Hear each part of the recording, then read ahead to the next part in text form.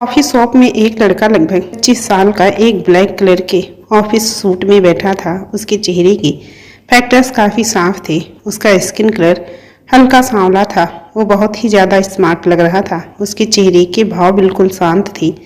उसके सामने एक लड़की जो 23 साल की थी, प्यारी और बहुत ही ज़्यादा सुंदर थी। उसकी आंखें बहुत ही प्यारी थी। उसका कलर हल्का कत्थई था। उसके बाल गहरे ब्लैक कलर के थे जो उसके कंधे तक आते थे। उसने व्हाइट कलर की टॉप और स्कर्ट पहन रखी थी और पैरों में एक हल्की हील की सैंडल थी। वो लगातार रोए जा रही थी। राज, राज प्लीज़ ऐसा मत करो। राज मेरे साथ प्लीज़, मैं तुमसे बहुत प्यार करती हूँ। प्लीज़ राज प्लीज़, तुम जो कहोगे मैं वैसा ही करूँगी। बस मुझे माफ़ कर दो, मुझे एक और मौका दे दो, आखिरी बार प्लीज़। ये कहते हुए प्रिया ने रोते हुए राज के हाथों को पकड़ लिया। उसकी आंखों से लगातार आंसू बह रहे थे। राज के चेहरे पर कोई भाव नहीं था। वो बस सामने बैठी प्रिया को देखे जा रहा था और वो अपने मन में सोचे जा रहा था कि ये लड़की जो मेरे सामने बैठी है, वो क्या वही लड़की है जिसकी आंखों में मैं कभी एक आंसू भी नहीं देख सकता था, जिसकी हल्की सी आंख पर मैं बुरी तरह से कांप जाता था। क्या मैं सच में उससे इतना प्यार करता था? अगर मैं उससे इतना ही प्यार करता था तो उसके आज इतना रोने पर भी मुझे क्यों महसूस नहीं हो रहा है? क्यों? कहीं ऐसा तो नहीं मैं जिसको प्यार समझ रहा था वो प्यार ही नहीं था? मैंने बस उस एहसास को प्यार मान लिया था। हाँ, ऐसा ही होगा। अच्छा हुआ जो इस बात का एहसास मुझे समय रहते मोनिका ने करवा दिया, नहीं तो मैं पूरी ज़िंदगी परेशान रहता और इस बोझ यानी कि प्रिया को पूरी ज़िंदगी अपने कंधे पर ढोता रहता। ये सोचकर राज हल्का सा मुस्कुराया और अपने कंधों को प्रिया के पकड़ से छुड़ाने लगा, लेकिन प्रिया ने और कस के उसका हाथ पकड़ लिया। राज ने थोड़ा सा नाराज होते हुए धीमी आवाज़ में आराम से कहा, प्रिया मेरा हाथ छोड़ो, रोना बंद करो। सब लोग देख रहे हैं, तमाशा बनाना बंद करो। तुम्हारी अपनी इज्जत तो कुछ है नहीं, कम से कम मेरी इज्जत का तो ख्याल करो। ये सुनकर प्रिया ने उसका हाथ छोड़ दिया। उसने राज को बहुत ही उम्मीद भरी नज़रों से देखा, लेकिन राज पर उसका कोई असर नहीं हुआ। वो अपने मन ही मन सोचने लगी, क्या ये वही राज है जिसे मैं जानती थी, जो मुझे बेइंतहा प्यार करता था, जो मेरे लिए कुछ भी करने को तैयार रहता था? फिर आज उसे क्या हो गया? आज वो ऐसा क्यों हो गया? क्यों आज मुझे तकलीफ में देखने के बाद भी उसे कोई फर्क नहीं पड़ रहा है? क्या वो मुझसे प्यार नहीं करता? नहीं नहीं, ऐसा नहीं हो सकता। ये सोचते ही प्रिया बुरी तरह से कांपने लगती है। उसने रहते हुए राज की तरफ देखा और उससे पूछा, राज क्या तुम अब मुझसे प्यार नहीं करते? ये सवाल सुनकर राज ने प्रिया की तरफ देखा। उसने प्रिया की आंखों में देखते हुए बोला, नहीं, मैं अब तुमसे प्यार नहीं करता। ये सुनते ही प्रिया की आंखों से आंसू की धारा बह निकली। उसका दिल टूट गया। उसने राज की नज़रों में देखा। उसकी नज़रों में प्रिया को सच में अपने लिए कोई प्यार नहीं नजर आ रहा था। उसने कांपते हुए आवाज में कहा, क्यों अब तुम मुझसे प्यार नहीं करते? ऐसा क्या किया? क्योंकि मैंने तुम्हारे साथ सोने से मना कर दिया? अगर ऐसा है तो मैं तुम्हारे साथ सोने के लिए तैयार हूँ। तब क्या तुम मुझसे दूर नहीं जाओगी? क्या एक बार फिर तुम मेरे साथ हो जाओगे? अगर ऐसा है तो मैं तुम्हारे साथ वो सब करने को तैयार हूँ, लेकिन प्लीज़ मुझे एक मौका दे दो, एक आखिरी मौका। प्रिया ने उम्मीद भरी नज़रों से राज की तरफ देखा। ये बात सुनकर राज की आंखों में चमक सी आ गई। वो हमेशा से ही प्रिया का साथ चाहता था। उसने ना जानी कितनी ही रातें प्रिया के बारे में सोचते हुए बिताई थी। वो प्रिया को उसके स्कूल टाइम से जानता था। प्रिया स्कूल की सबसे सुंदर लड़की थी। उसकी हाइट 5 फुट 6 इंच थी। वो पूरी तरह से एक मॉडल की जैसी लगती थी। वो जहाँ भी जाती लड़कों की उसके पीछे लाइन लग जाती थी, लेकिन प्रिया ने उतने लोगों में सिर्फ राज को चुना। राज को 8 साल तक जानने के बाद उसने राज को पिछले 5 सालों से डेट करना शुरू किया था और पिछले 3 सालों से वो उसके साथ ही उसके घर पर ही रहती थी, लेकिन फिर भी उसने कभी राज को अपने करीब नहीं आने दिया।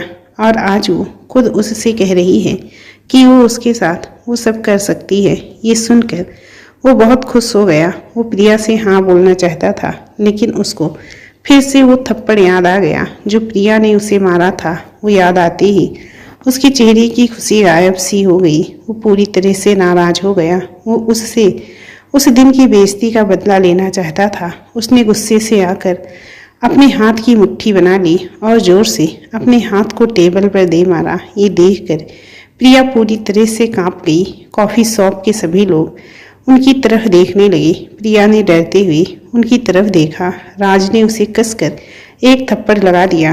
प्रिया को इसका अंदाजा नहीं था। उस थप्पड़ की वजह से उसका चेहरा एक तरफ घूम गया। उसके बालों ने उसके चेहरे को ढक लिया। उसकी आंखों से आंसू निकलने लगे और उसने अपने गाल पर अपना एक हाथ रख दिया। उसे यकीन नहीं हुआ कि राज ने उसे थप्पड़ मारा, लेकिन क्यों? उसे आज तक किसी ने डांटा तक नहीं था। सब उससे बहुत प्यार करते थे, राज भी, लेकिन उसने थप्पड़ क्यों मारा? क्या राज यही चाहता था? क्या वो अब उससे इतना नफरत करता था कि अब वो उसके साथ रहना भी नहीं चाहता था? उसने धीरे से अपना चेहरा राज की तरफ किया और उसे सवाल भरी नजरों से देखने लगी। शॉप में बैठे सभी लोग राज को ऐसा करने पर हैरान रह गए। वहां जितने भी लोग थे वो सब अपना काम रोककर उनकी तरफ देखने लगे। राज के चेहरे पर एक शैतानी मुस्कान थी और उसकी नज़रों में प्रिया के लिए घृणा थी। उनकी नज़रों में अपने लिए ऐसी भावना देखकर प्रिया पूरी तरह से टूट गई और डर से कांपने लगी। राज ने प्रिया से कहा, तुम कितनी गिरी हुई लड़की हो। तुम्हें क्या लगता है तुम मुझे अपने इस शरीर का लालच देकर अपना काम निकलवा लोगी? तुम्हें क्या लगता है कि मैं तुम्हारे साथ वो सब करने के लिए अपने प्यार को धोखा दे दूंगा? प्रिया ने ये सुनकर एकदम सुन्न रह गई। वो आश्चर्य से राज को देखने लगी और सोचने लगी, ये राज ऐसा क्यों बोल रहा है? मैं इससे कौन सा काम निकलवाना चाहती हूँ? और प्यार, इसका प्यार तो मैं हूँ ना, तो फिर ये ऐसा क्यों बोल रहा है? उसे वहाँ बैठे सभी लोग घूर घूर कर देखने लगे। सब प्रिया को अब एक बहुत ही खराब और नीच लड़की समझ रहे थे। उन लोगों को इस तरह से अपनी तरफ देखता हुआ देखकर प्रिया को बहुत ज़्यादा शर्माने लगी। उसकी आंखों से आंसू निकलने लगे। उसने अपनी निगाहें नीची कर ली और उसके बालों से उसका चेहरा ढक लिया। प्रिया को ऐसी हालत में देखकर राज बहुत ही ज़्यादा खुश हो गया। उसे लगा कि उसने अपनी बेइज्जती का बदला ले लिया। उसने फिर प्रिया से कहा, मैं तुम्हारे साथ कुछ भी नहीं करूँगा। अब तो मुझे तुम्हारी सोच पर भी घिन आती है। मैं तुम्हें कितनी अच्छी लड़की समझता था, इसलिए इतने साल तक तुम्हारे साथ था, लेकिन मुझे नहीं पता था कि तुम अच्छा होने का बस दिखावा कर रही थी। ऐसा नहीं है कि राज प्रिया को सच में एक गिरी हुई लड़की समझता था। वो तो बस उसके सामने उसकी बेइज्जती करने के लिए ऐसा बोल रहा था। राज ने आगे कहा, देखो प्रिया, अब हम एक नहीं हो सकते। मैंने अपनी ज़िंदगी में आगे बढ़ने का फैसला ले लिया है। अब मैं मोनिका के साथ आगे बढ़ना चाहता हूँ और उससे ही शादी करना चाहता हूँ, और वो भी मुझे पसंद करती है और हम दोनों ने ही पहले से ही इसकी शुरुआत कर दी है। इसलिए अब तुम्हें जाना होगा। मैं अब तुम्हें कभी नहीं मिल सकता। ये बोलकर राज खड़ा हो गया और वहाँ से जाने लगा। प्रिया अभी भी वहीं बैठी हुई थी। उसे अपने कानों पर यकीन नहीं हुआ। क्या कहा राज ने? वो मोनिका को पसंद करता है, वो उसके साथ जीना चाहता है, वो उसके साथ पहले से ही है। क्या राज उसको अभी तक धोखा दे रहा था? ये सब सोचकर प्रिया पूरी तरह से घबरा गई। वो दौड़कर राज की तरफ भागी। उसे कोई फर्क नहीं पड़ रहा था कि लोग उसको देखकर क्या सोचेंगे। वो भागते हुए राज के कार के पास पहुंच गई। उसने राज की बाहों को पकड़ लिया और उससे पूछा, राज, तुम मजाक कर रहे हो ना? बोलो ना, क्या तुम सच में मोनिका से प्यार करते हो? ये तुम बस मुझसे झूठ बोल रहे हो ना? बोलो ना राज कि तुमने मुझे धोखा नहीं दिया कभी। तुम बस मुझसे प्यार करते हो। बोलो ना प्लीज़, बोल दो मुझे। ये बोलकर वो जोर जोर से रोने लगी। राज ने प्रिया की तरफ देखा। प्रिया का चेहरा लगातार रोने की वजह से लाल हो गया था। उसकी आंखों का काजल थोड़ा सा फैल गया था, लेकिन फिर भी उस समय प्रिया और भी ज़्यादा उसे खूबसूरत लग रही थी। वो लगातार उसके लाल होठों की तरफ देखे जा रहा था। फिर उसकी नज़र उसके शरीर पर जाने लगी। उसने देखा कि प्रिया के शर्ट के दो बटन खुल गए हैं, जिससे उसके सीने की गोरी त्वचा दिख रही थी। राज उसको घूर घूर कर देखने लगा। अब वो प्रिया के साथ सच में रहना चाहता था। उसे खुद पर कंट्रोल नहीं हो रहा था। उसने सोचा कि इतने सालों में इसके साथ रहा, लेकिन आज तक मैं इसे छू नहीं पाया। बिना इसके साथ कुछ किए अगर मैंने इसे छोड़ दिया तो मैं पूरी जिंदगी पछताऊंगा। फिर उसने धीरे से प्रिया के हाथों पर अपने हाथों को रखा और उसने प्यार से प्रिया के चेहरे को ऊपर की तरफ उठाया। उसने प्रिया से कहा, तुमको मुझे से मौका चाहिए ना, तो ठीक है। राज की ये बात सुनकर प्रिया की टूटी उम्मीद फिर से लौटने लगी। उसने राज की तरफ देखा, लेकिन राज तो कहीं और ही देख रहा था। प्रिया ने जब उसकी नज़रों का पीछा किया तो देखा कि उसके शर्ट की बटन खुली हुई है। उसने जल्दी से अपना हाथ अपने सीने पर रखा और जल्दी से उसे बंद करने लगी तो राज ने कहा, तुम्हें मौका चाहिए तो फिर मुझे खुश कर दो। ये सुनकर प्रिया के हाथ रुक गए। उसने सिर पर उठाकर राज की तरफ देखा और जैसे उसे यकीन ही ना हो रहा हो कि उसने अभी अभी जो सुना क्या वो सच था। अभी वो कुछ बोलती उससे पहले ही राज उसके पास धीरे धीरे बढ़ने लगा। प्रिया पीछे की तरफ जाने लगी और वो पीछे होते होते दीवार से टकरा गई। वह कांप गई। राज उसके बहुत करीब आ गया था और उसने प्रिया के चेहरे को ऊपर की तरफ उठाया और अपने चेहरे को उसके चेहरे के करीब कर लिया। वो प्रिया की नज़रों में देखते हुए बोला, तुमने ही तो कहा था ना कि तुम मेरे साथ रहने के लिए तैयार हो, तो फिर तुम डर क्यों रही हो? क्यों? क्या हुआ? क्या तुम वो सब बस ऐसे ही बोल रही थी? ये बोलकर राज ने एक घटिया मुस्कान प्रिया को दी। वो लोग अंडरग्राउंड पार्किंग एरिया में थे जहाँ कोई और नहीं था। प्रिया ने राज से घबराती हुई कहा, नहीं ऐसा नहीं है, बस यहाँ नहीं प्लीज़, हम कहीं और चलते हैं। राज ने हंसते हुए कहा, क्यों? यहाँ क्या बुराई है? वैसे भी मेरे पास बेकार के काम पर खर्च करने के लिए पैसे नहीं हैं। ये बोलकर उसने प्रिया के गालों को चूम लिया। प्रिया ने जब राज के मुंह से ये सब सुना तो वो टूट गई। उसने अपने स्कर्ट को टाइट पकड़ लिया और उसने सोचा, क्या राज को मेरी इज्जत की कोई फिक्र नहीं है? राज उसके चेहरे को चूमते हुए उसके होठों तक गया तो प्रिया ने अपने होठों को बंद कर लिया। राज उसके गले को चूमने लगा और फिर धीरे धीरे नीचे की तरफ बढ़ने लगा। प्रिया को यकीन नहीं हो रहा था कि वो प्यार में इतनी अंधी हो चुकी है जो उसको अब अपनी इज्जत की भी परवाह नहीं। उसने खुद से कहा, नहीं प्रिया, तुम एक बार फिर से ये नहीं कर सकती। एक बार तो तुमने इसके लिए अपने माँ बाप को छोड़ दिया, लेकिन अब तुम दूसरी गलती नहीं कर सकती। उसने धीरे धीरे अपनी आंखें खोली और देखा कि राज को उसके इमोशन की कोई फिक्र ही नहीं। तो वो प्रिया के शर्ट के बटन को खोलने में लगा था। उसे लगा कि वो उस आदमी को जानती ही नहीं जो इस वक्त उसके सामने है। उसने अपने हाथों को उठाया और राज को पूरी ताकत से धक्का दे दिया। राज को झटका लगा और वो 2 कदम पीछे हट गया। उसने गुस्से से प्रिया को देखा और बोला, तुम्हारी इतनी हिम्मत, तुमने मुझे धक्का दिया। ये बोलकर वो प्रिया के पास गया और उसने उसे कसकर एक और थप्पड़ लगा दिया और चीखते हुए बोला, तुम्हें बहुत घमंड है ना अपने आप पर? मैं भी देखता हूँ कब तक तुम मुझसे दूर रह पाती हो। जब हर जगह से हार जाओगी तो मेरे पास ही आओगी। आखिर जाओगी भी किसके पास? आप अपने माँ बाप के पास।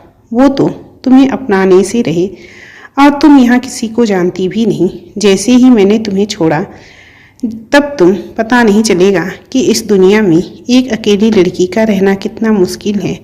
वो प्रिया के करीब गया और उसकी बाहों को पकड़कर उसे दीवार से लगा दिया और खुद का भार उसके शरीर पर दे दिया। वो प्रिया की आंखों में देखते हुए बोला, एक बात जान लो, इस दुनिया में एक औरत का वजूद एक मर्द के बिना कुछ भी नहीं होता।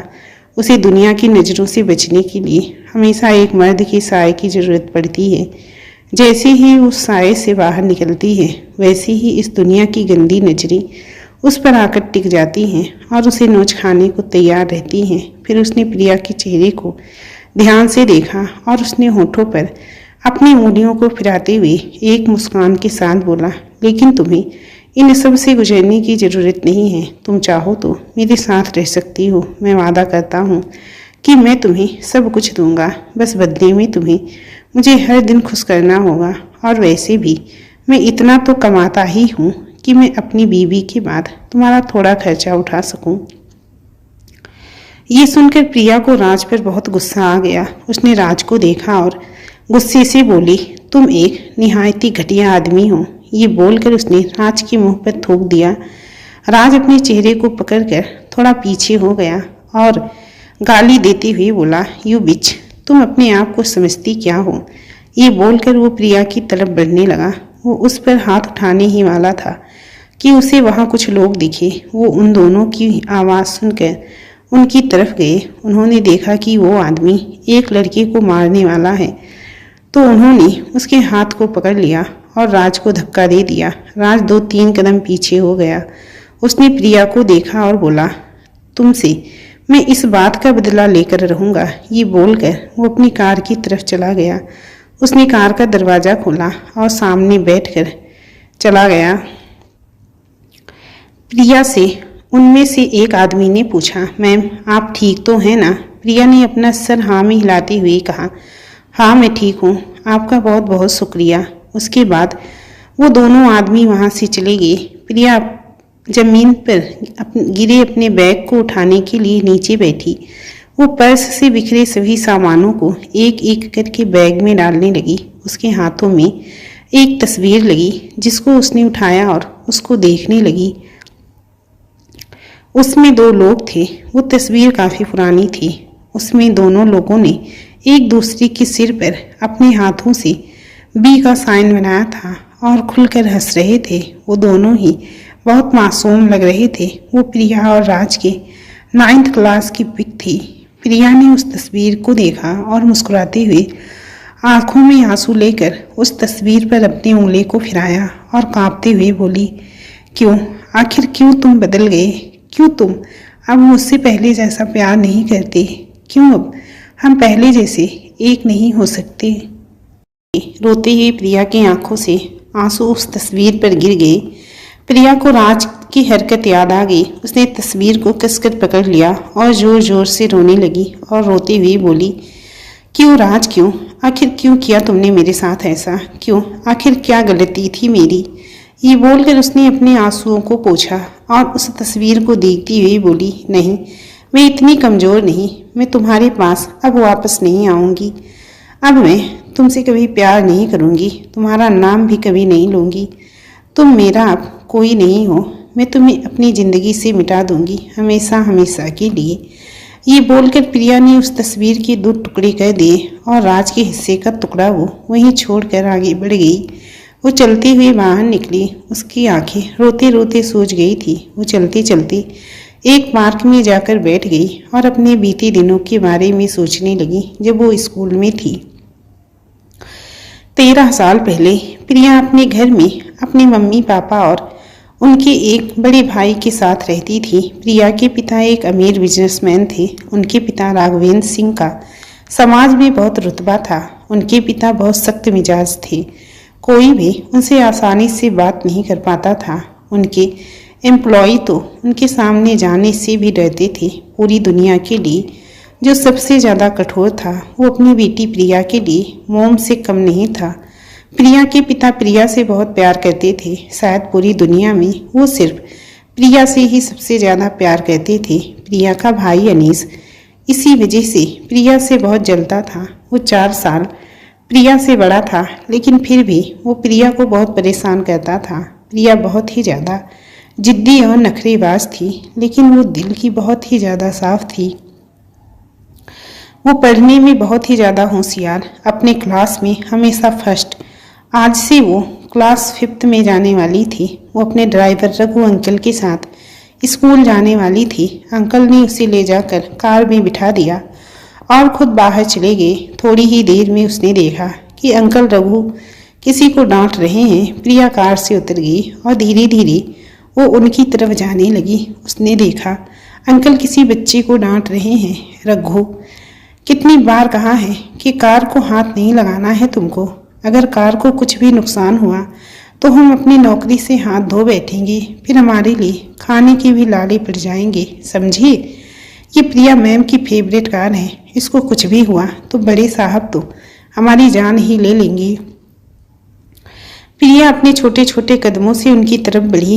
उसने रघु अंकल के पीछे से झांक के देखा तो उसने देखा कि एक छोटा सा सांवला सा लड़का सफेद कलर की शर्ट पहने अपने सिर को झुकाए चुपचाप से डांट सुन रहा था। प्रिया अंकल के पीछे से निकलकर रघु के सामने आ गई। वो सोच ही रही थी कि आखिर अंकल इस बच्चे को डांट क्यों रहे हैं। प्रिया को उस बच्चे को यूं डांट खाते देखकर बहुत बुरा लगा और वो अपनी कमर पर हाथ रखकर बोली, रघु अंकल आप इसे डांट क्यों रहे हैं? बेट हैबिट अंकल, मम्मी कहती हैं हमें किसी बच्चे को डांटना नहीं चाहिए, ऐसा बैड लोग कहते हैं अंकल। रघु क्या आप भी बैड हैं? रघु प्रिया को हैरानी से देखने लगा और उसने सोचा, प्रिया मैम बच्चा किसे कह रही हैं? क्या वो ये भूल गई हैं कि वो भी एक बच्ची ही है? रघु हैरानी भरी नजरों से प्रिया को देखा और सोचा, अगर मैम अभी से इतना डांट रही हैं तो आगे ये क्या करेंगी। तभी प्रिया पीछे मुड़ी और उसने उस लड़के के कंधे पर हाथ रखते हुए कहा, तुम रोना मत, अंकल ने तुम्हें डांटा है ना, देखना अब मैं अंकल को कैसे डांट खिलाती हूँ।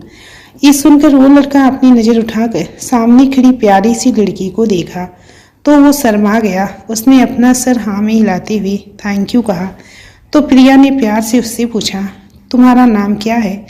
उस लड़के ने जवाब दिया, मेरा नाम राज है।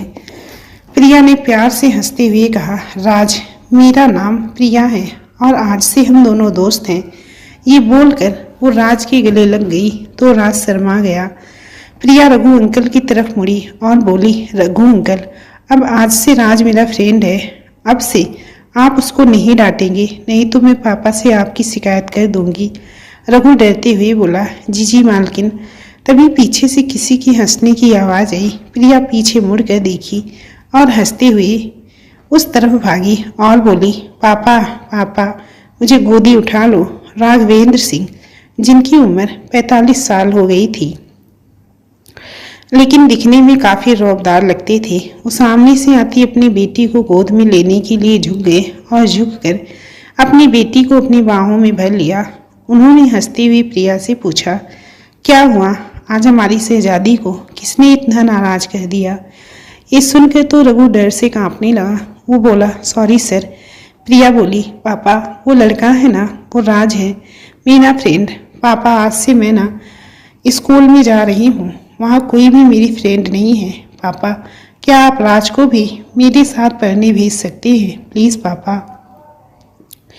ये सुनकर तो रघु डर से कांपने लगा और राघवेंद्र के पैरों में गिर गया और माफ़ी मांगने लगा, साहब हमको माफ़ कर दीजिए, ये मेरा बेटा है, साहब माफ़ कर दीजिए, वो अब कभी प्रिया मैम के पास नहीं आएगा।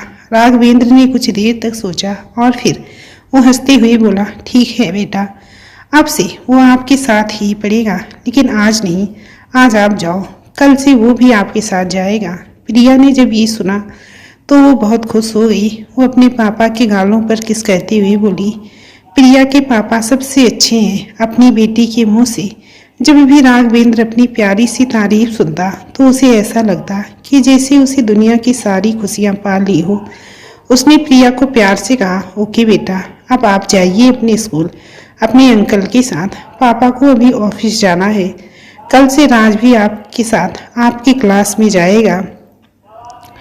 प्रिया तुरंत उनकी गोद से नीचे उतर गई और दौड़कर राज के पास चली गई। उसने राज से कहा, राज कल से तुम भी मेरे साथ स्कूल जाओगे, तुमसे मैं कल मिलूंगी, बाय। ये बोलकर वो जाकर अपने कार में बैठ गई। राघवेंद्र ने रघु से कहा, उठो रघु, इसमें कोई बड़ी बात नहीं है, कल हम राज का दाखिला प्रिया के स्कूल में करवा देंगे, लेकिन तुम अपने लड़के को समझा देना कि वो ये वहाँ सिर्फ पढ़ाई करने ही जाएगा, उसके वहाँ जाने का मुख्य काम हमारी बेटी प्रिया की सुरक्षा करना है। हम नहीं चाहते कि कोई भी हमारी बेटी को थोड़ा सा भी परेशान करे। अपने बेटे से कह देना कि वो कल से स्कूल जाने की तैयारी करे, उसके स्कूल और पढ़ाई का खर्चा हम उठाएंगे। ये बोलकर वो अपने ऑफिस के लिए निकल गया।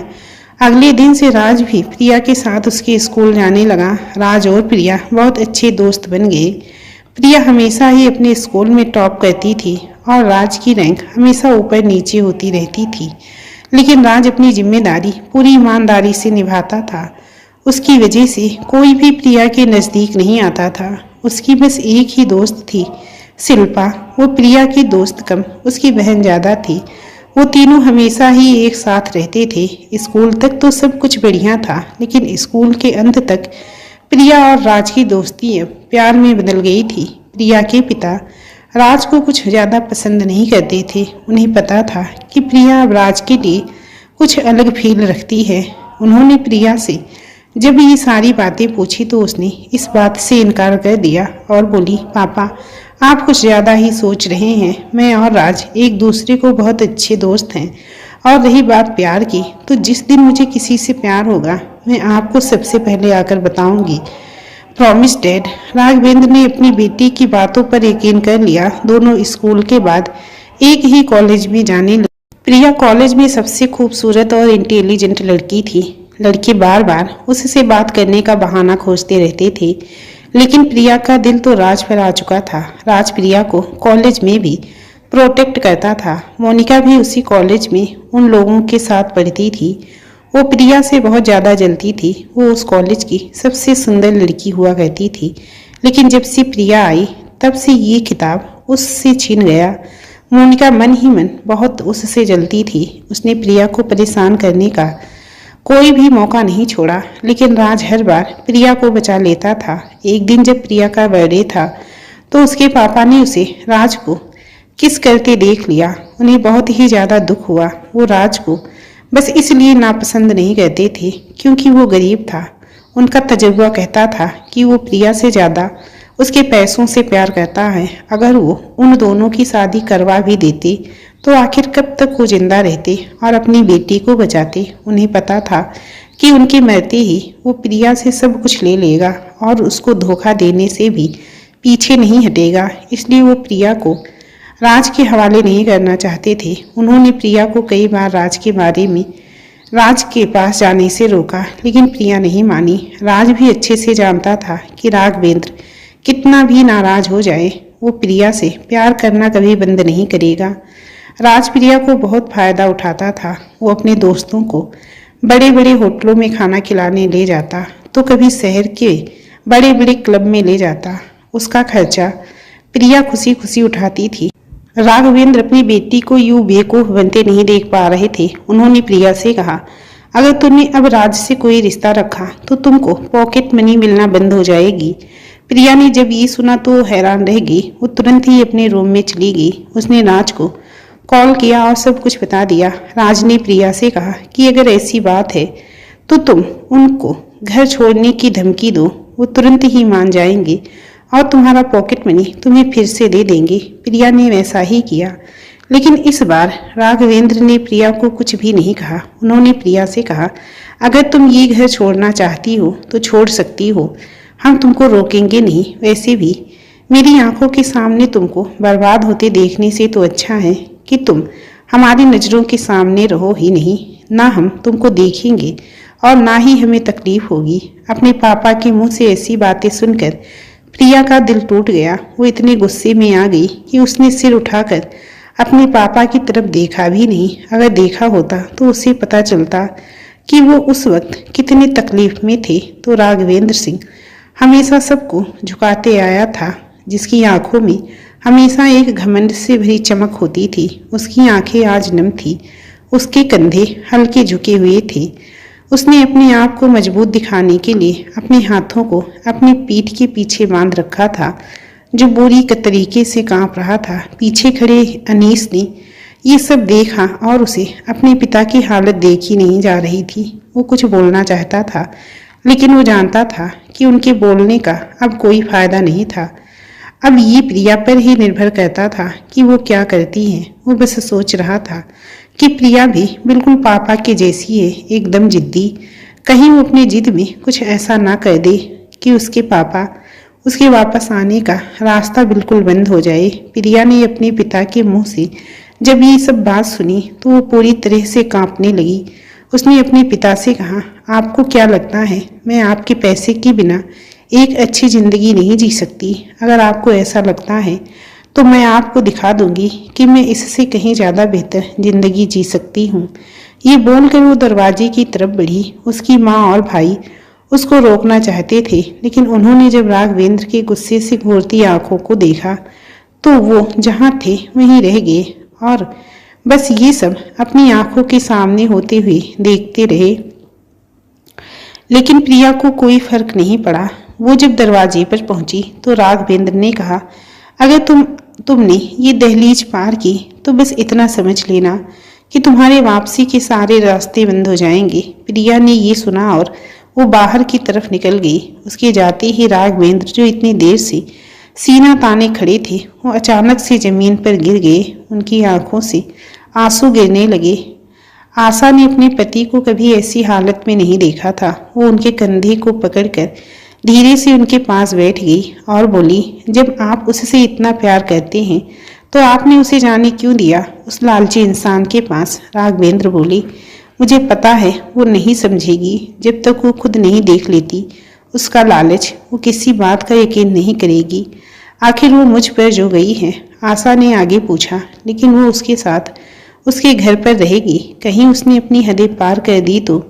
और उसके बाद उसे छोड़ दिया तब तक आप क्या करेंगे? क्या आप अपनी जान से प्यारी बेटी का वो दर्द देख पाएंगे? राघवेंद्र ने अपनी आंखें बंद की और खड़े हो गए और अपना सीना चौड़ा करके बोले, उनके रगों में हमारा खून है, उनके अंदर हमारे संस्कार हैं। हम जानते हैं कि वो कभी भी अपनी हदें पार नहीं करेंगी। ये बोलकर राघवेंद्र अपने रूम में चले गए। उधर प्रिया राज के घर पहुंची। राज पहले तो हैरान रह गया, लेकिन फिर उसने सोचा कि आखिर कब तक दोनों एक दूसरे से नाराज रहेंगे। प्रिया जल्दी ही अपने घर वापस चली जाएगी, लेकिन देखते देखते 1 साल हो गया। प्रिया अपने घर वापस नहीं गई।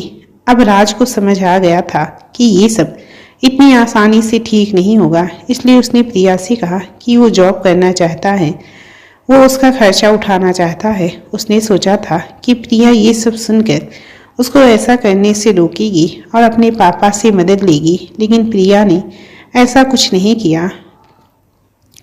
राज को मजबूरी में जॉब करनी पड़ी।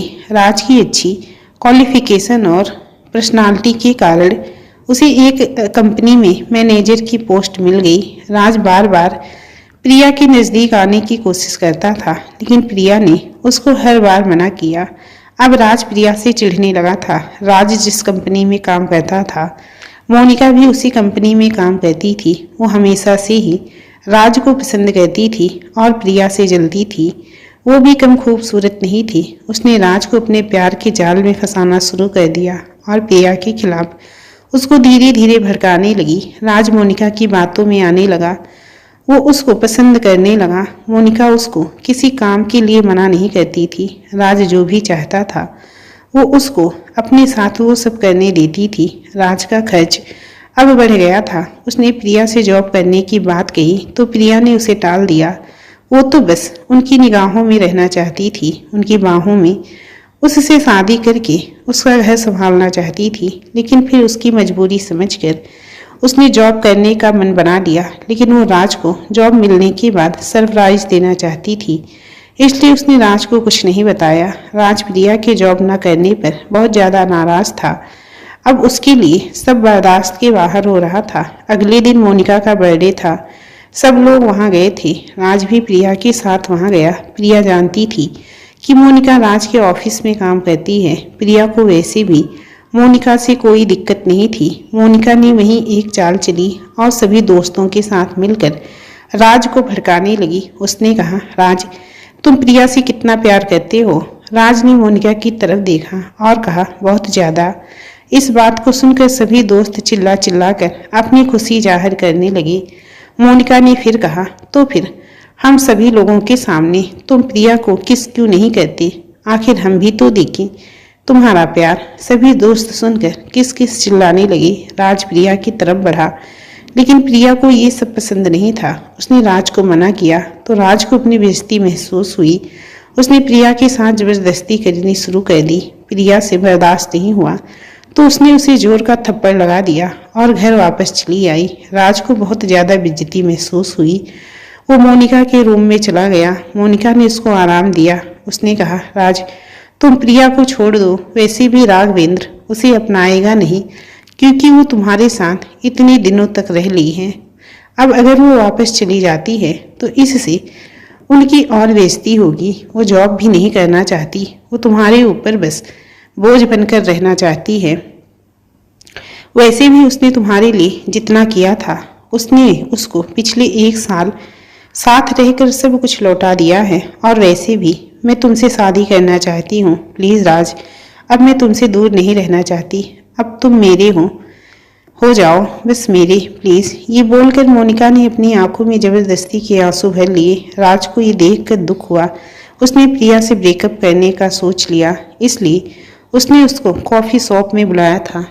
प्रिया खुद को संभालती हुई खड़ी हुई और वो उस घर की तरफ बढ़ गई जहाँ वो राज के साथ रहती थी।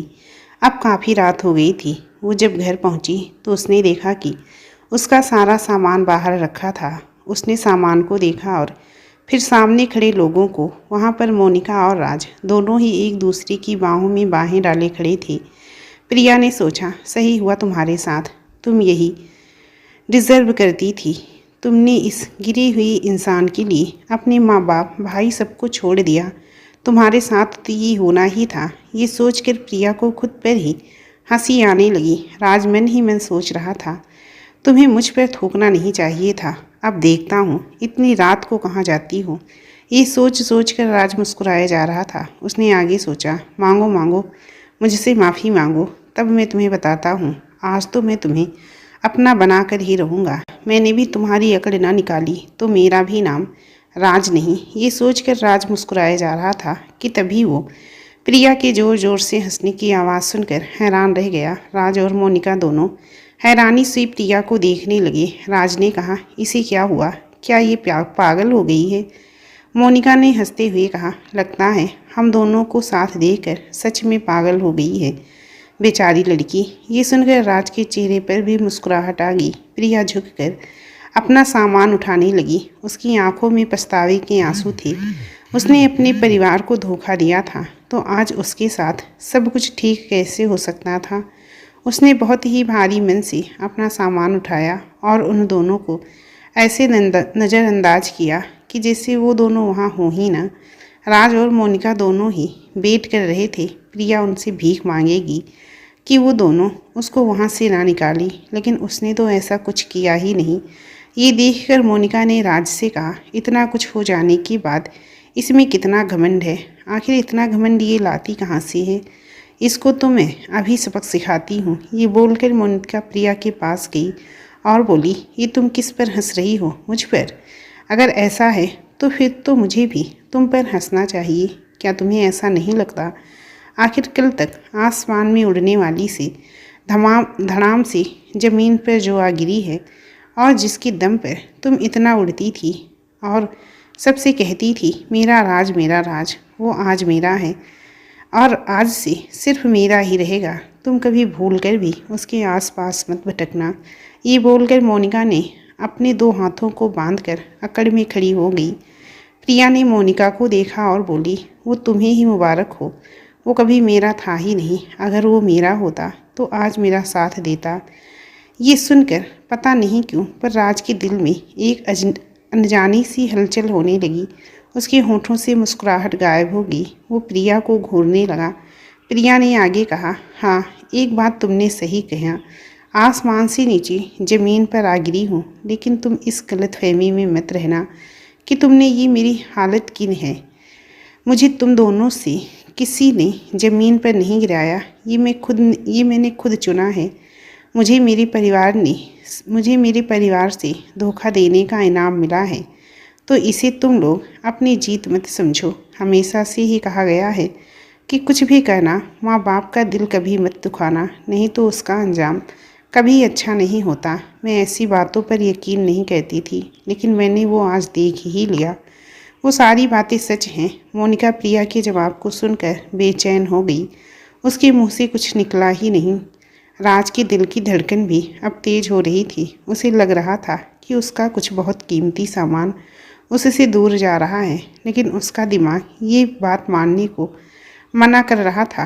प्रिया ने अपना सामान उठाया और मुड़कर जाने लगी। वो 2 कदम आगे पहुंची ही थी कि उसे कुछ याद आया। वो हल्की पीछे मुड़ी और उसने मोनिका से एक हल्की सी स्माइल के साथ कहा, तुम दोनों एक दूसरे को डिज़र्व करते हो, कांग्रेट्स। लेकिन मैं इतना ज़रूर कहूँगी मोनिका कि जिसने अपने फ़ायदे के लिए इतने सालों के प्यार को धोखा दे दिया, वो आगे चलकर तुम्हें धोखा नहीं देगा, इसकी क्या गारंटी है। और वैसे भी ये तुम्हारा राज जो अभी अभी सिर्फ तुम्हारा राज बना है, उसने आज सुबह ही मेरे साथ सोने की मांग की। इससे तो तुम्हें उसका बनने का इंतज़ार भी नहीं किया और तुम्हें धोखा देने की कोशिश की। अच्छा होगा मोनिका, तुम सिर्फ तुम्हारे राज पर अच्छे से नज़र रखना। क्या पता कि कभी तुम्हारा राज कितने लोगों का सिर्फ उनका राज बन जाए। ये बोलकर प्रिया हंसी और मुड़कर वहाँ से चली गई। मोनिका प्रिया की बात को सुनकर गुस्से से लाल हो गई। उसने अपने हाथों को कस के मुट्ठी बना ली और घूर कर राज की तरफ देखने लगी। लेकिन राज तो बस एकटक प्रिया को देखे जा रहा था। उसको पता नहीं क्यों पर बहुत तकलीफ़ महसूस हो रही थी, लेकिन वो खुद को ही समझ नहीं पा रहा था। अचानक से राज को होश आया। उसने मोनिका को देखा और कहा, छोड़ो उसकी बात, मैंने उसकी बेइज्जती करने के लिए वो सारी बातें कही थी। तुम नाराज़ ना हो, ये सब राज ने कहा तो था। लेकिन उसकी बातों में मोनिका को दर्द महसूस हुआ। उसने अपने आप को मनाया और जाकर राज के सीने से लग गई और बोली, लव यू बेबी। राज ने भी अपनी बाहों में उसे भर लिया और घर के अंदर चला गया। हालांकि प्रिया वहाँ से निकल तो आई थी, लेकिन अब उसको समझ नहीं आ रहा था कि वो कहाँ जाए। उसको अपने माँ बाप की याद आई, लेकिन वो अब वहाँ नहीं जा सकती थी। वो सड़क के किनारे बैठ गई और फूट फूट कर रोने लगी। उसको रास्ते में जाते हुए लोग घूर घूर कर देख रहे थे। वो उन लोगों की आंखों में देख सकती थी कि वो सब उसको देखकर क्या सोच रहे हैं। प्रिया को घबराहट होने लगी। वो जल्दी से उठी और अपने सामान को लेकर अपने एक दोस्त के घर चली गई। उसकी उस दोस्त ने जब उसको इतनी रात को अपने दरवाजे पर देखा तो वो चौंक गई। उसने प्रिया को अंदर आने को कहा। प्रिया अंदर गई। उसने सारी बात अपने उस दोस्त को बताई। उसकी वो दोस्त नीलम बहुत ही मतलबी लड़की थी। उसने प्रिया की बात सुनी और उसे लगा कि अब प्रिया मेरे किसी काम की ही नहीं है। अब मैं इसकी मदद करके क्या करूँगी। पहले तो वो प्रिया से अच्छे से बात कर रही थी, लेकिन जैसे ही प्रिया ने अपनी पूरी बात बताई उसने तो बोलने का तरीका ही बदल लिया। वो समझ गई कि नीलम उसकी मदद नहीं करना चाहती है। आखिर वो क्या चाहती थी? बस आज रात के लिए एक छत, लेकिन वो भी उसको नसीब नहीं हुआ। उसने प्रिया से कहा कि वो बस उसका सामान ही रख ले, लेकिन वो तब भी नहीं मानी और बहाने बनाने लगी। प्रिया निराश हो गई। उसने सोचा, सच ही है, आपके बुरे वक्त में कोई भी आपकी मदद नहीं करता। उसने अपना सामान उठाया और बाहर की तरफ चली गई। उसे अब समझ नहीं आ रहा था कि अब वो कहाँ जाए। उसने अपना सामान उठाया और सड़क पर चलने लगी। उसे लगा कि आज रात उसको यहीं किसी सड़क के किनारे किसी सुरक्षित जगह पर बितानी पड़ेगी। उसे पता नहीं चला कि कोई उसके हर एक चाल पर नज़र रखे हुए था। एक लग्जरियस कार उसका काफ़ी देर से पीछा कर रही थी। उसमें बैठे एक शख्स ने किसी को कॉल किया और उसे वहाँ का एड्रेस दिया। उस आदमी की आंखों में आंसू थे। थोड़ी देर में प्रिया जब पार्क के किनारे पहुंची, वहाँ बच्चे के खेलने के लिए एक गुफा बनाई गई थी। प्रिया को उसकी याद आई। उसने वहीं आज रात गुजारने की सोची। उसको खुद की हालत पर हंसी आने लगी। वो वहीं सड़क पर बैठ कर ज़ोर ज़ोर से हंसने लगी। उसको अपने ही हालात पर तरस आ रहा था। उसे राज की सारी बातें याद आ रही थी। उसके वो वादे, उसका वो प्यार, वो बस झूठ था। उसे लगा कि आज तक उसने झूठ में अपनी ज़िंदगी जी रही थी। उसे अपने पापा की बहुत याद आ रही थी। वो जानती थी कि अगर अभी वो उनको कॉल करे तो वो अभी सब कुछ भूल कर उसे माफ़ कर देंगे, लेकिन इतनी तकलीफ़ देने और उनकी इतनी बेइज्जती के बाद वो उनके सामने किस मुँह से जाती। उसने अपने आंसुओं को पोंछा और खुद से वादा किया, डैड, मैंने आपसे जो वादा किया था मैं उसे पूरा करूँगी। मैं खुद से एक बेहतरीन ज़िंदगी बिता कर दिखाऊँगी। उधर आज सुबह से ही राघवेंद्र काफ़ी बेचैन थे। उन्हें ऐसी बेचैनी पहले कभी महसूस नहीं हुई। उसने अनीस को कॉल किया और उससे प्रिया के बारे में पता करने को कहा। अनीस को सब कुछ पहले से ही पता था। राघवेंद्र प्रिया के जाने के बाद से ही बहुत ज़्यादा दुखी रहने लगे थे। उनकी तबीयत अब ज़्यादा ठीक नहीं रहती थी। वो उन्हें तकलीफ़ नहीं देना चाहता था, इसलिए उसने राघवेंद्र को कुछ नहीं बताया और उनसे कहा कि सब कुछ ठीक है। राघवेंद्र को ये सब सुनकर राहत मिली, लेकिन वो अभी भी बेचैन थे। वो प्रिया के रूम में गए और उन्होंने उसकी एक तस्वीर को हाथ में लिया और उसको ध्यान से देखने लगी और वहीं उसके बेड के किनारे बैठे बैठे सो गए। उनकी आंखों में आंसू थे। प्रिया अपनी जगह से उठी और अपने सामान को लेकर पार्क की तरफ बढ़नी ही थी कि उसे किसी की आवाज़ सुनाई दी। प्रिया, प्रिया, क्या ये तुम हो? उसने पीछे मुड़कर देखा तो ये उसकी दोस्त थी, शिल्पा। प्रिया उसको देखकर हैरान रहेगी। वो बोली, शिल्पा, तुम यहाँ कैसे? तुम तो टर्की गई थी, तो फिर तुम आज यहाँ अचानक कैसे? प्रिया की ऐसी हालत देखकर उसकी आंखों में आंसू आ गए। वो दौड़कर उसके पास भागी। उसने प्रिया को अपने गले से लगा लिया। वो दोनों ही दोस्त एक दूसरे को देखकर बहुत देर गले लगी रही। प्रिया उसको देखकर बहुत ज़्यादा खुश थी और शिल्पा को, अपनी जान से भी प्यारी दोस्त को ऐसे देखकर बहुत ज़्यादा तकलीफ़ हो रही थी, लेकिन उसको सुकून था कि अब वो उसके पास थी।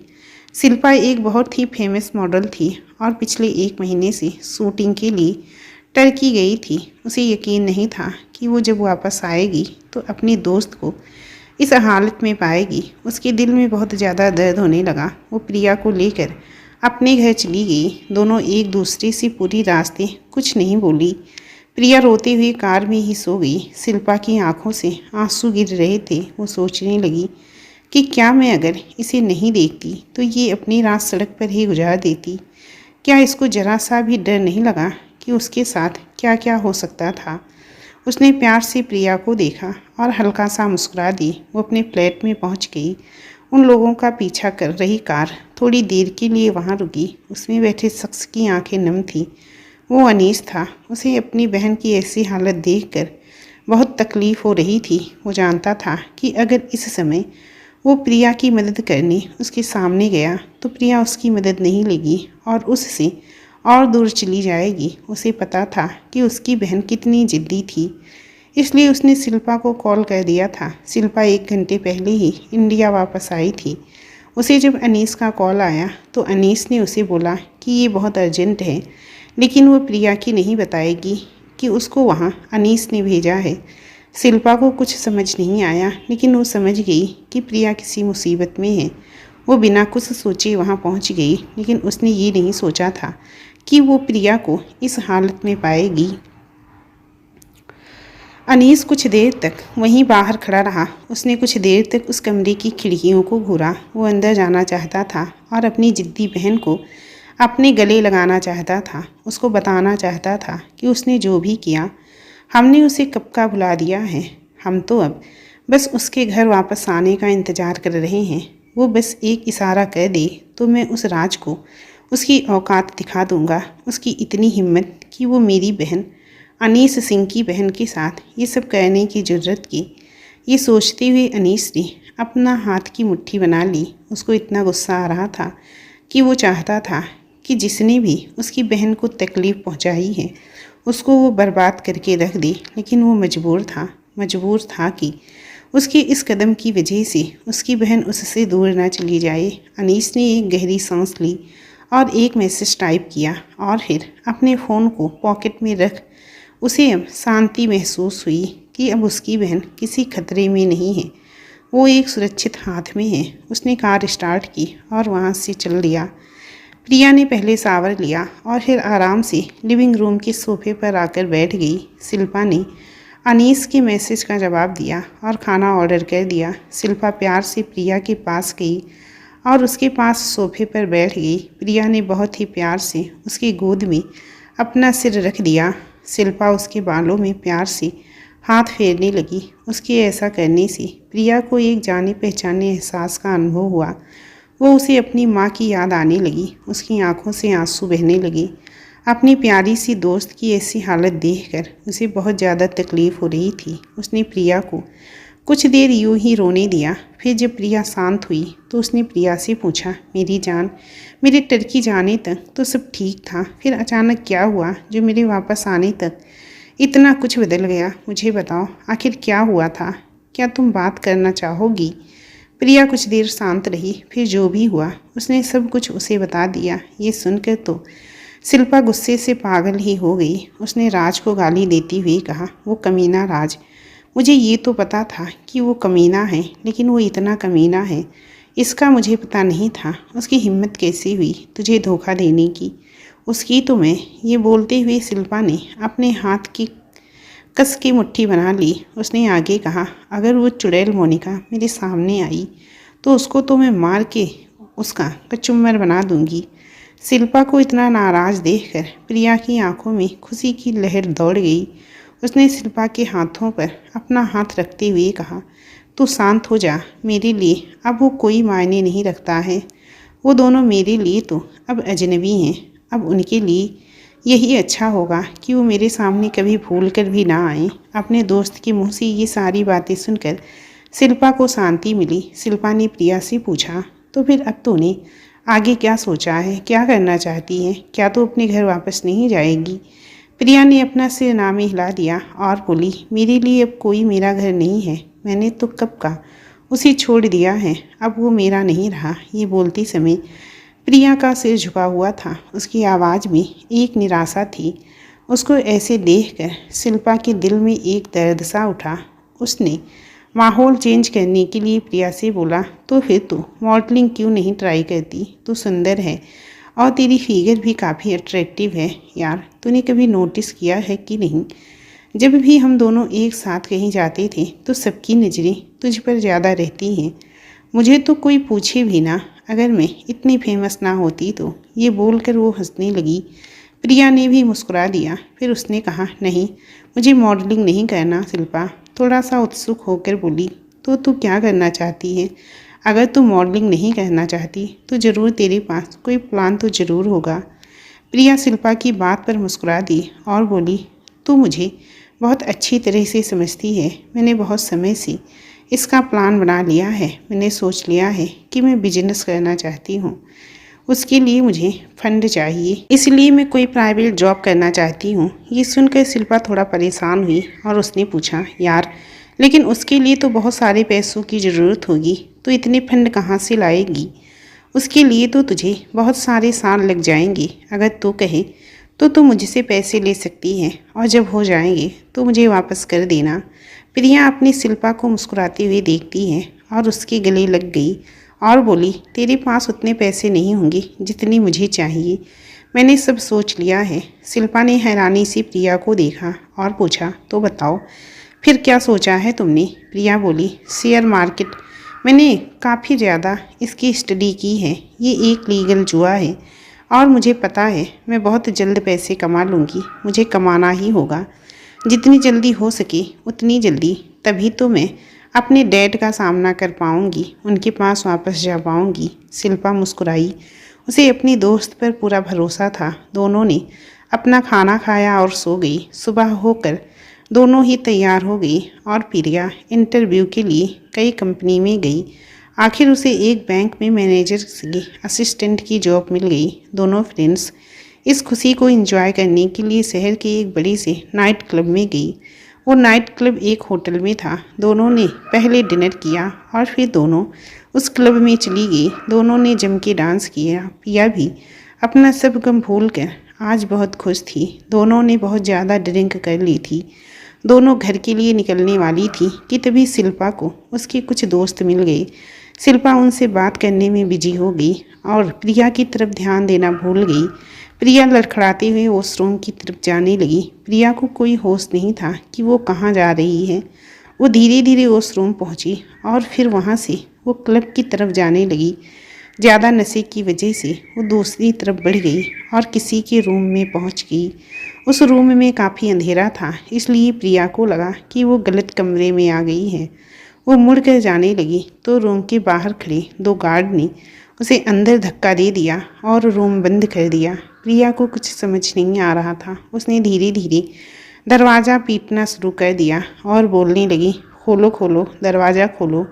नशे में होने की वजह से उसकी आवाज़ बहुत धीम निकल रही थी। वो परेशान होकर दरवाजे को अपने पैरों से मारने लगी, बोलने लगी, तुम गंदे दरवाजे, खुल जाओ नहीं तो मैं तुम्हें तोड़ दूंगी। क्या तुम्हें मुझसे डर नहीं लगता? उस रूम में बैठा आदमी ये सब कुछ देख रहा था। उसे प्रिया की भाषा कुछ समझ नहीं आ रही थी। वो बहुत सुकून से एक जगह बैठकर प्रिया को पीछे से स्कैन कर रहा था। प्रिया ने वाइट कलर की ड्रेस पहन रखी थी और हाई हील सैंडल पहन रखी थी। वो आदमी अचानक से उठा और धीरे से प्रिया के पीछे जाकर खड़ा हो गया। उसने प्रिया की कमर को पीछे से पकड़कर झटके से अपने पास किया। प्रिया इस बात से एकदम चौंक गई। वो उसको धक्का देने लगी, लेकिन उस आदमी की फिनिश काफ़ी मजबूत थी। प्रिया के स्ट्रगल का उस पर कोई असर नहीं हो रहा था। उसने प्रिया को अपनी तरफ मोड़ा और उसे किस कर लिया। प्रिया उस किस की वजह से एकदम हैरान रह गई। वो उसके हाथों से खुद को छुड़ाने का प्रयास करने लगी, लेकिन वो आदमी अपनी जगह से बिल्कुल भी नहीं हिला। उल्टा उसकी पकड़ प्रिया की कमर पर और तेज हो गई। प्रिया को अब दर्द हो रहा था, लेकिन उसकी एनर्जी अब ख़त्म हो गई थी। वो धीरे धीरे बेहोश हो गई। उधर शिल्पा को बहुत ज़्यादा नशे में होने के कारण उसके दोस्त उसको घर छोड़ आए। शिल्पा प्रिया के बारे में भूल ही गई। उधर प्रिया को वो आदमी बेड पर ले गया। वो आदमी बिल्कुल भी होश में नहीं था। सुबह हुई, प्रिया की आंखें खुली। उसने देखा कि वो एक आलीशान से कमरे में है। वो जल्दी से उठकर बैठी। उसने चारों तरफ नज़र दौड़ाई, लेकिन उसको कोई नहीं दिखा। वो बिस्तर से उठने वाली थी कि उसे एहसास हुआ कि कुछ अजीब है। उसने धीरे से अपने ऊपर एक नज़र डाली। उसकी आंखें हैरानी और डर से फटी की फटी रह गई। उसके शरीर पर कोई कपड़ा नहीं था। उसके शरीर पर कुछ निशान बने हुए थे। ये देखकर उसके होश उड़ गए। उसको थोड़ा बहुत याद आने लगा। उसकी आंखों से आंसुओं की धारा बह निकली। उसे उस आदमी की याद आई। उसने थोड़ा ध्यान दिया तो पाया कि कोई बाथरूम में है। उसने जल्दी से अपने कपड़े पहने और शिल्पा के घर की तरफ भागी। उसके जाने के बाद वो आदमी बाथरूम से बाहर आया। उसने देखा कि रूम खाली है। उसने रूम के चारों तरफ देखा, लेकिन कोई नज़र नहीं आया। वो परेशान हो गया। उसने अपने असिस्टेंट को बुलाया। वो आदमी बहुत ही ज़्यादा परेशान दिख रहा था। वो आदमी आर्यन कपूर था। वो बेहद स्मार्ट था। उसकी नीली आंखें किसी को भी अपना दीवाना बना देने के लिए काफ़ी थी। उसकी हाइट 6.4 थी। उसके 6 पैक एब्स थे। वो ऐसा था कि कोई भी लड़की अगर उसे देख ले तो बस उसकी होकर रह जाए। उस पर ना जाने कितनी ही लड़कियां अपना दिल हारे बैठी थी। उसका रुतबा ही कुछ ऐसा था। वो कपूर इंडस्ट्रीज़ का इकलौता शहजादा था। कपूर इंडस्ट्री दुनिया के जाने माने कंपनीज़ में एक थी। आर्यन की सीईओ बनने के बाद कंपनी ने और भी नई ऊंचाइयों को छू लिया था। उसके फादर इंडिया में थे और उसकी माँ अमेरिकन थी। उसके पिता शादी के बाद अमेरिका में बस गए थे। उनके पिता चाहते थे कि उनकी एक कंपनी इंडिया में भी हो, इसलिए मीटिंग करने और अपने कंपनी से रिलेटेड कुछ काम के लिए आर्यन इंडिया विजिट के लिए आया था। पर क्या पता था कि यहाँ आते ही उसके साथ ऐसा कुछ हो जाएगा। उसके बिजनेस पार्टनर ने उसे मीटिंग में उसके ड्रिंक्स में कुछ मिला दिया। उसे नहीं पता था कि आर्यन को ऐसी पार्टियों में कोई इंटरेस्ट नहीं था जहाँ मीटिंग के बाद वो लोग अय्यासी किया करते थे। वो पार्टनर तो बस आर्यन के साथ अपने बिजनेस को लेकर नज़दीकियाँ बढ़ाना चाहता था और आर्यन के गुड बुक्स में आना चाहता था।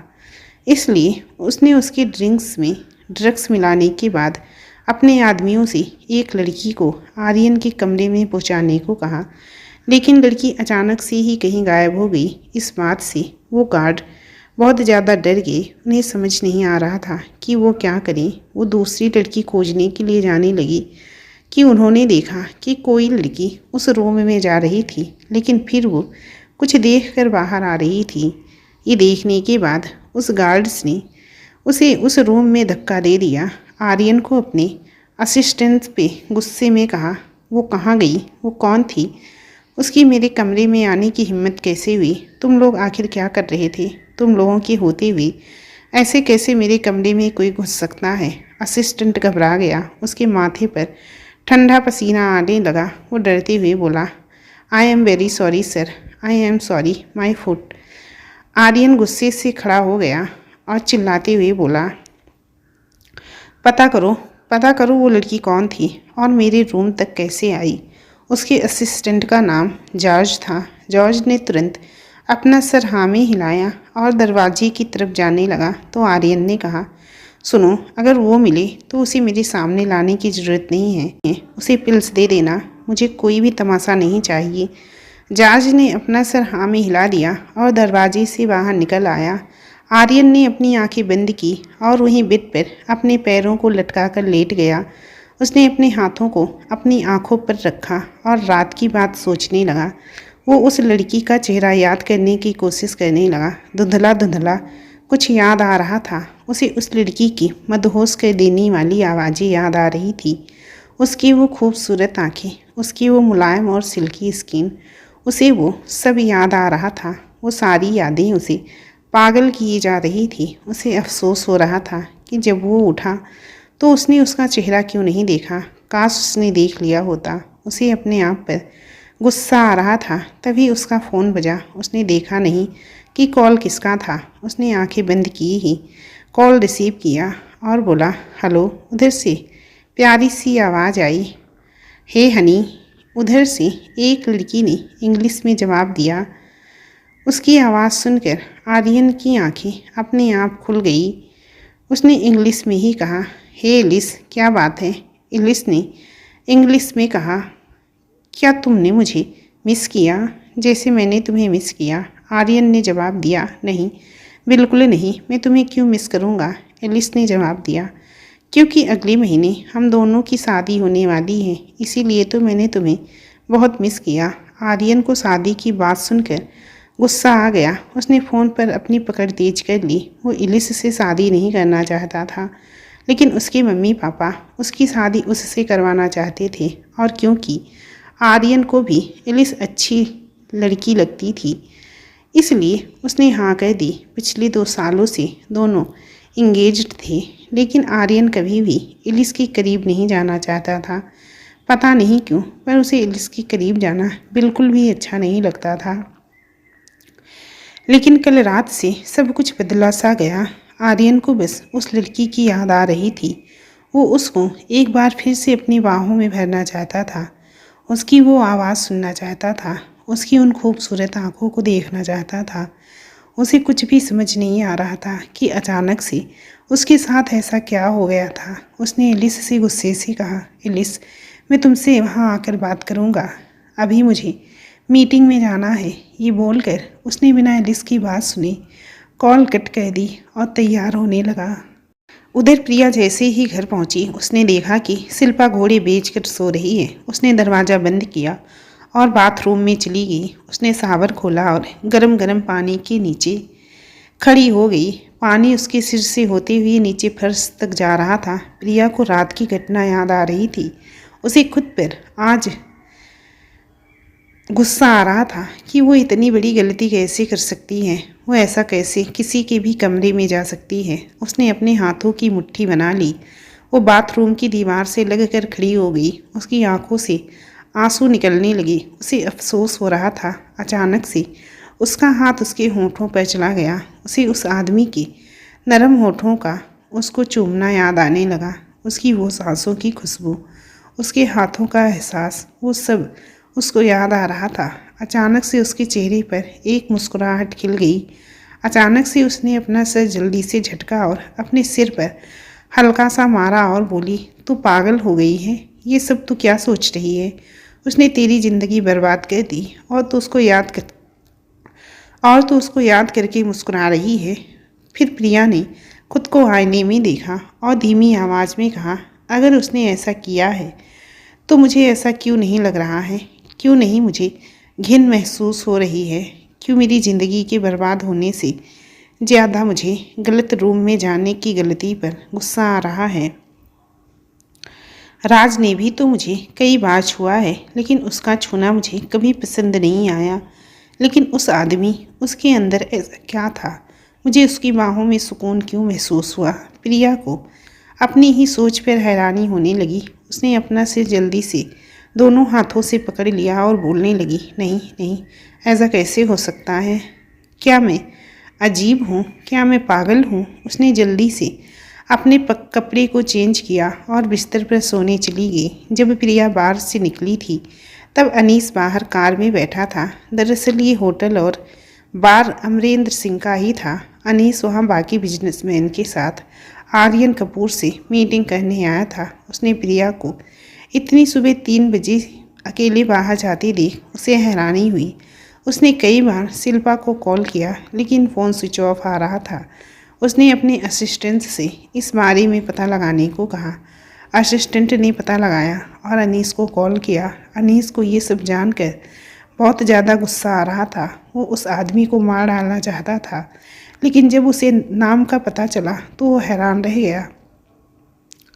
उसे असिस्टेंट ने बताया कि वो लोग प्रिया मैम को ढूंढ रहे हैं। अब अनीस डर गया। उसे पता था आर्यन कपूर कैसा आदमी था। उसने कई अफवाहें सुन रखी थी। उसे पता था कि वो लड़कियों को ज़्यादा पसंद नहीं करता था। उसे डर लगने लगा कि अगर उन्हें पता चल गया कि वो मेरी बहन है और उसे ऐसा लगा कि मैंने उससे पार्टनरशिप पाने के लिए अपनी बहन का इस्तेमाल किया है, तो वो तो सब कुछ बर्बाद कर देगा और प्रिया उसको तो वो मार डालेगा। उसने अपने असिस्टेंट से कहा, कल और आज की सीसीटीवी फुटेज को डिस्ट्रॉय कर दो, किसी को कुछ भी पता नहीं चलने देना। असिस्टेंट ने वैसा ही किया। उधर जब जज रूम में पहुंचा तो उसने आर्यन से कहा, सॉरी सर, हम ये पता नहीं लगा पाए कि वो लड़की कौन थी। आर्यन गुस्से से पागल हो गया। उसने गुस्से से कहा, क्या बकवास कर रहे हो? एक लड़की के बारे में पता नहीं लगा पा रहे हो? जज थोड़ा सहमते हुए बोला, सॉरी सर, पर होटल के फर्स्ट फ्लोर के कैमरे 2 दिन से ख़राब हैं। टेबल से कुछ चीज़ों की गिरने की आवाज़ आती है। आर्यन बोला, आखिर कौन है जिसने मेरे साथ ये गेम खेलने की हिम्मत की? जज डरते हुए बोला, सर, वो लड़की कोई सेटअप नहीं थी। आर्यन हैरानी से बोला, क्या मतलब है तुम्हारा? जज ने बताया, सर, मैंने पता किया तो मुझे पता चला कि 2 गार्ड्स जो मिस्टर सुमित के लिए काम करते हैं, उन्होंने आपके ड्रिंक में कुछ मिला दिया था ताकि वो आपको खुश करने के लिए लड़की भेज सके। लेकिन ऐन वक्त पर वो लड़की कहीं गायब हो गई। गार्ड्स डर गए, लेकिन तभी वो लड़की ज़्यादा नशे के कारण गलती से आपके रूम में चली आई। लेकिन जब वो जाने लगी तो उन दोनों गार्ड्स ने उसे रूम के अंदर धक्का दे दिया और रूम बंद कर दिया। आर्यन को ये बात सुनकर बहुत बुरा लगा। उसने अपने असिस्टेंट से कहा, ठीक है, तुम्हें पता है कि तुम्हें सुमित के साथ क्या करना है, नाउ लीव। जज रूम से बाहर चला गया। आर्यन निराश हो गया। वो इतना निराश कभी नहीं हुआ। उसने सोचा, क्या मैंने कल एक इनोसेंट लड़की का रेप किया? नहीं, ऐसा नहीं हो सकता। मैं आखिर ऐसा कैसे कर सकता हूँ? उसने सामने की दीवार पर जोर से मुक्का मारा। उसने तुरंत अपने असिस्टेंट को कॉल किया और बोला, मिस्टर सुमित को बर्बाद कर दो। अगले दिन आर्यन वापस अमेरिका चला गया। प्रिया अपने काम पर जाने लगी। 2 महीने बाद प्रिया को कुछ अजीब महसूस हो रहा था। उसे कुछ भी खाने का मन नहीं कर रहा था। वो हॉस्पिटल गई खुद का चेकअप कराने। वहाँ उसे पता चला कि वो प्रेग्नेंट है। ये न्यूज़ सुनकर तो शिल्पा और प्रिया दोनों हैरान रह गई। प्रिया ने शिल्पा को सारी बातें बताई। शिल्पा ने कहा, अब तो क्या करेगी प्रिया? उस बच्चे को रखना चाहती थी। उसने शिल्पा से कहा, मैं इसे जन्म देना चाहती हूँ, मुझे ये चाहिए। शिल्पा प्रिया के इस फैसले से नाराज़ हो गई। उसने उसे डांटते हुए कहा, तू पागल हो गई है क्या? तुझे पता भी है तू क्या बोल रही है? तेरी अभी उम्र ही कितनी है? तेरे पास पूरी ज़िंदगी पड़ी है। तू क्यों अपनी ज़िंदगी बर्बाद करना चाहती है? तुझे पता है ना कि तुझसे फिर कोई शादी नहीं करेगा। प्रिया बोली, मुझे नहीं पता, लेकिन मैं अपने इस बच्चे को जन्म दूंगी। वैसे भी मुझे आदमियों पर भरोसा नहीं रह गया है। मेरी ज़िंदगी में ये एक उम्मीद की किरण बन के आया है।